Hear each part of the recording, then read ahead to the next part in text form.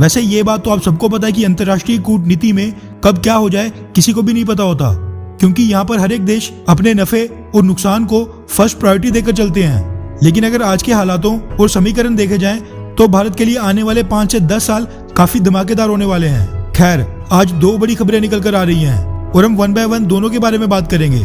पहली बड़ी खबर निकल कर आ रही है पाकिस्तान से, जो कि इतने बुरे दौर से गुजर रहा है कि आज उसके पास अपने देश के लोगों को चाइना के फैलाए वुहान वायरस की वैक्सीन लगाने तक के पैसे नहीं है।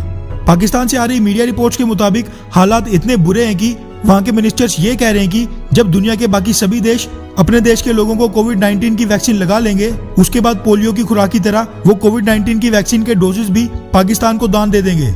ये हाल हो गया आज पाकिस्तान का, और इनको ऊपर से कश्मीर चाहिए। अब पाकिस्तान के द ट्रिब्यून के हवाले से ये खबर सामने निकल कर आ रही है कि पिछले कल पाकिस्तान ने सऊदी अरब के लोन की $1 बिलियन की एक और किस्त वापस चुका दी है।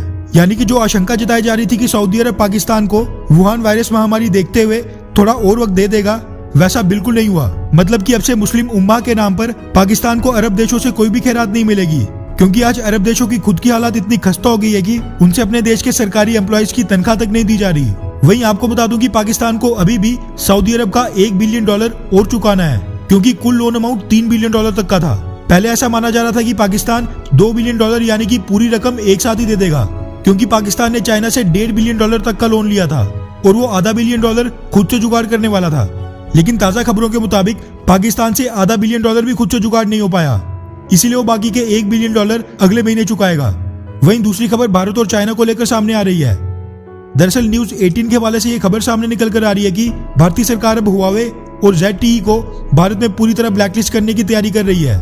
न्यूज 18 के मुताबिक पिछले कल ही भारतीय सरकार ने यह ऐलान किया है कि अब सरकार ने सिक्योरिटी कारणों से टेलीकॉम सेक्टर में उपकरण उपलब्ध करवाने वाली कंपनियों की लिस्ट तैयार करने का फैसला किया है, जिससे पता चला कि भारतीय टेलीकॉम सेक्टर की कंपनियां एयरटेल, वोडाफोन, जियो वगैरह कौन सी कंपनी के उपकरणों का इस्तेमाल कर रही हैं। फिर उसके बाद लिस्ट तैयार होने के बाद भारतीय सरकार सिक्योरिटी कारणों से कुछ कंपनियों पर कार्रवाई करेगी।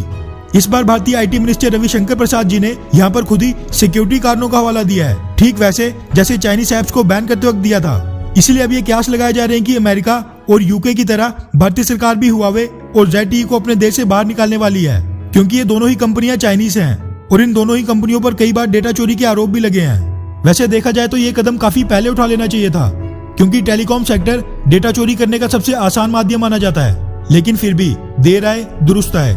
अब आखिरकार भारतीय सरकार ने भी चाइना के हुआवे और ZTE को अपने देश से बाहर करने का फैसला कर ही लिया।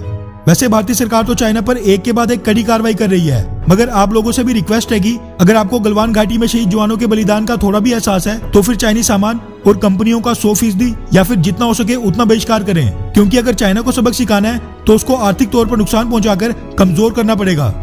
खैर, वैसे क्या आपने सच में चाइनीज चीजों का बहिष्कार करना शुरू कर दिया है या फिर अभी नहीं? नीचे कमेंट करके जरूर बताएं।